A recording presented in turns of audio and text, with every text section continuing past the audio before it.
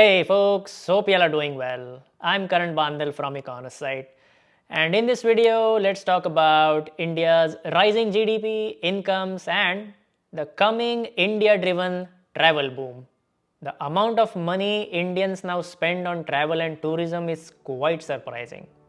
Previously, Indians did not used to spend money, but now some of us are cultivating the habit of spending money and enjoying it with family. India's thinking is changing, and a rising GDP incomes might have something to do with the shift. Let's talk about that first.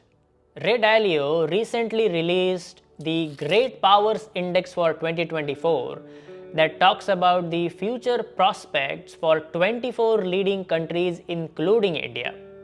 Ray Dalio is an American billionaire investor and a philanthropist. He is also one of the most respected voices in the world of investing.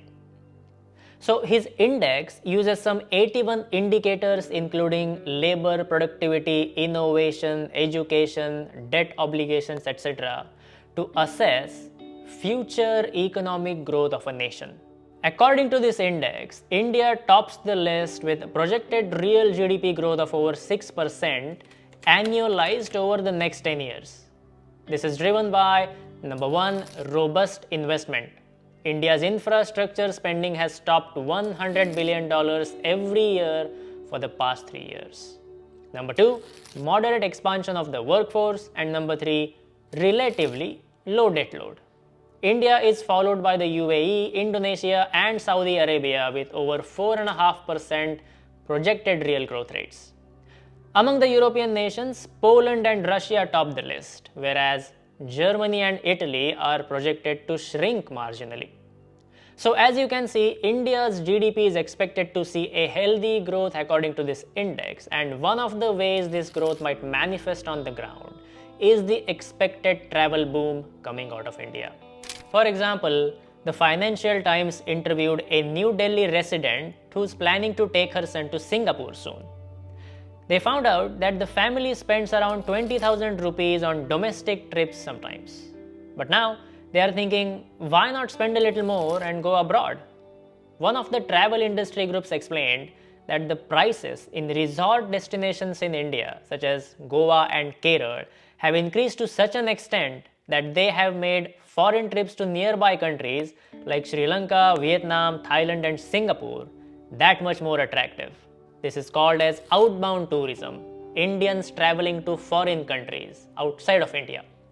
In 2019, Indians spent roughly $38 billion on outbound tourism. India was the 10th biggest outbound market then.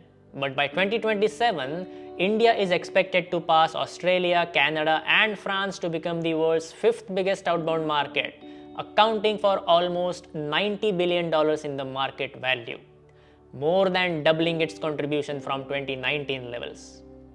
US and China top this list as the residents from both the countries spend over $200 billion each every year on outbound tourism. India's domestic tourism is also flourishing. By 2027, India will rise to become the 3rd biggest domestic tourism market. Even here, US and China eclipse the rest. They both have huge domestic tourism markets worth over $1 trillion each. As for Indians, West Asia or Middle East is the top destination for outbound travel. Indians are now the biggest source of holiday makers in Dubai, ahead of neighbors Saudi Arabia and Oman. After West Asia, Indians prefer Southeast Asia, then North America, finally Western Europe. The 2 big airlines of India are planning for this tourism takeoff in India. Indigo Airlines and Air India both have ordered almost 1,000 new aircrafts between the two of them in 2023. These two were the biggest orders in the aviation history. In summary, the government policies in India appear to be pro-growth. According to Ray Dalio's The Great Powers Index 2024, India should grow at over 6% per year in real terms, at least in the medium term.